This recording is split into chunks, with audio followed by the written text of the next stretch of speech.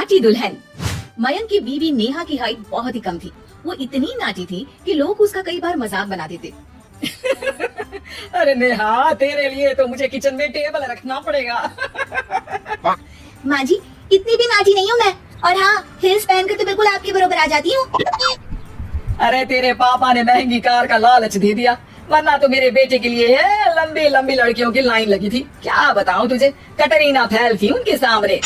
पर माँ जी, आपका मयंक भी तो हाइट में कौन सा अभिषेक बच्चन की तरह है जो कटरीना मिल जाती। वैसे भी मेरी और इनकी जोड़ी तो राम सीता की जोड़ी है, राम सीता की।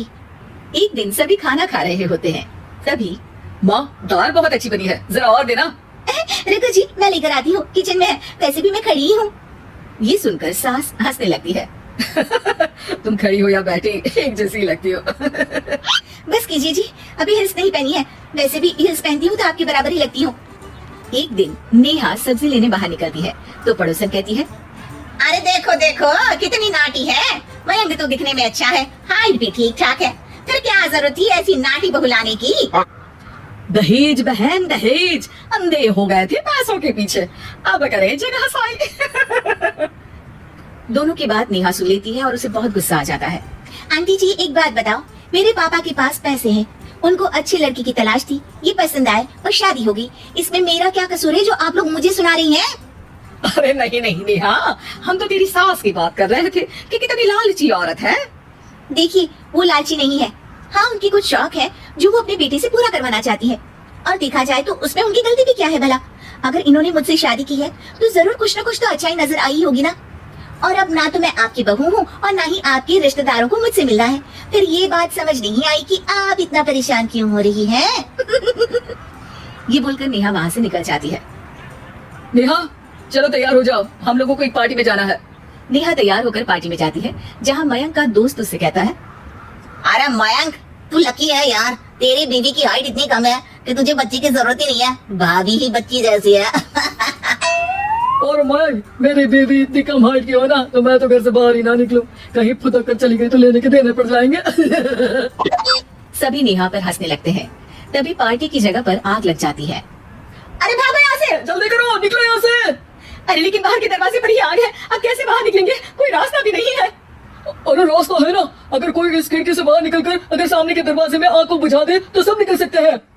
तभी नेहा उस छोटे से जरोखे से बाहर निकलकर आग को बुझा देती है। अरे वाह, भाभी जी ने तो आज हम सबको बचा लिया। वाह भाई वाह, देवी हो तो ऐसी, अपने पति ही नहीं बल्कि यहाँ मौजूद सभी की जान बचा ली है इसने। भाई मयंक, माफ कर देना, तेरी बीवी तो सच में कमाल है। मुझे ये बात पता है और मुझे मेरी बीवी पर गर्व है। नेहा मुस्कुराकर अपने पति की तरफ देखती है। कुछ दिनों बाद जब नेहा और उसकी सास मार्केट जाती है, वहाँ पर, अरे भैया, ये कपड़ा तो देना, कितने का पड़ेगा?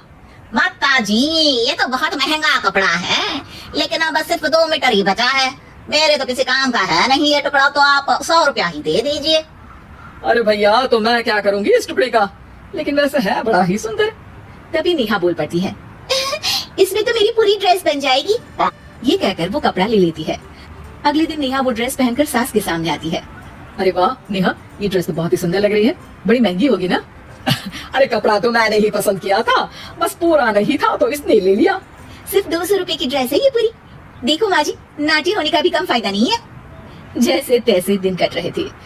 सास और पड़ोसियों के मजाक बनाने का सिलसिला चल ही रहा था कि एक दिन मोहल्ले से जोर जोर से आवाज आती है, अरे मैं मर गई, भगवान मैं क्या करूं।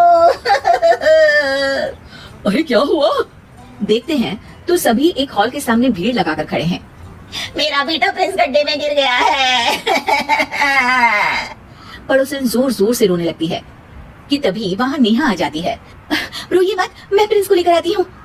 ये बोलकर नाटी सी पतली सी नेहा गड्ढे में घुसकर बच्चे को बाहर ले आती है। अब क्या था, एक बार फिर नेहा के लिए पूरा मोहल्ला तालियां बजाता है। मुझे माफ कर दो नेहा, मैंने तुम्हारी हाइट का कितना मजाक उड़ाया था। कोई बात नहीं मासी, प्रिंस ठीक है, ये बात है। अब वो दिन आता है जब सास नेहा की तारीफ करती है। वाह बहू वाह, तेरी तारीफें सुन सुनकर तो मैं खुश हो गई। आज तो तूने ये साबित कर दिया कि समाज में इंसान अपने रंग रूप और लंबाई चौड़ाई से नहीं बल्कि साहस और हौसले से काबिल कहलाता है। मुझे माफ कर देना बेटा।